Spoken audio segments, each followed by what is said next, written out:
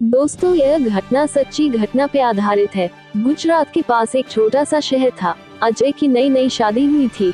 वह उस शहर में नया आया था अपने पत्नी के साथ। अजय अपने बीवी के साथ कुछ सालों तक बिना बच्चे के साथ अपनी जिंदगी बिताना चाहता था। उसकी सोच यह थी कि बच्चा जल्दी हो जाएगा तो सेक्स करने में मजा नहीं आएगा। उसे 3-4 साल के बाद ही बच्चा चाहिए था। तब तक वह अपने बीवी की अच्छे से ठोकाई करना चाहता था और बीवी को भी यह मंजूर था। अजय हर रात काम से छूटने के बाद एक मेडिकल स्टोर पे जाया करता था। उस मेडिकल पे सविता भाभी रहा करती थी। अब अजय को शर्माने लगी कि मैं इस औरत से मैं कैसे कॉन्डम मांगूं। किसी तरह वह उसके पास गया, उसे कॉन्डम लेकर अपने बीवी को रात भर घोड़ी बनाकर ठोका। अब अजय उस मेडिकल पे रोजाना जाने लगा। वह मेडिकल वाली भाभी से केवल कॉन्डम ही खरीदता था।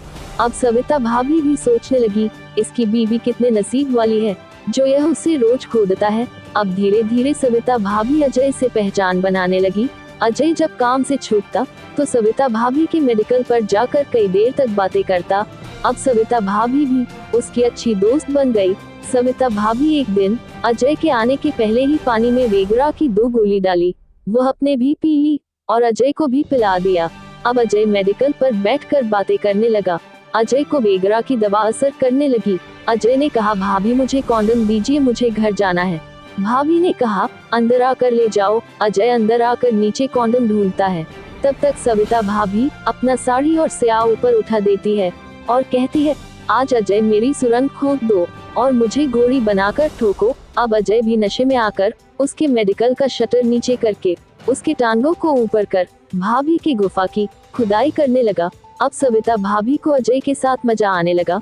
सविता भाभी बोली, इतना अच्छा से घोड़ी बना के मेरे पति ने भी आज तक नहीं ठोका था।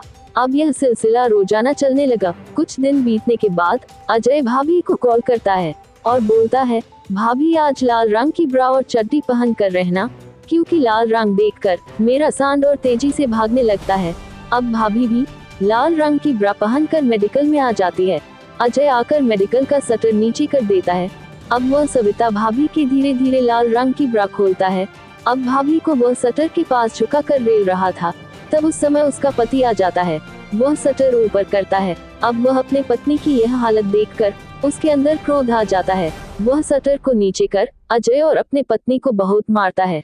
सविता भाभी का पति अजय को जहर की गोली जबरदस्ती खिलाकर उसको मौत के घाट उतार देता है और अपने पत्नी को बोला, तू चुपचाप रहना, नहीं तो तुम्हारा भी यही हाल करूंगा।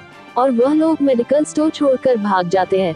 मगर दोस्तों, कानून के हाथ लंबे होते हैं।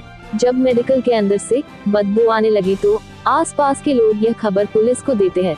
पुलिस सविता भाभी और उसके पति को उसके गांव जाकर पकड़ लेते हैं। अब सविता भाभी को कम उम्र की सजा मिली और उसके पति को उम्र कैद की सजा घोषित की सरकार ने। अब सविता भाभी की गर्मी कौन झाड़ेगा, आप बताएं।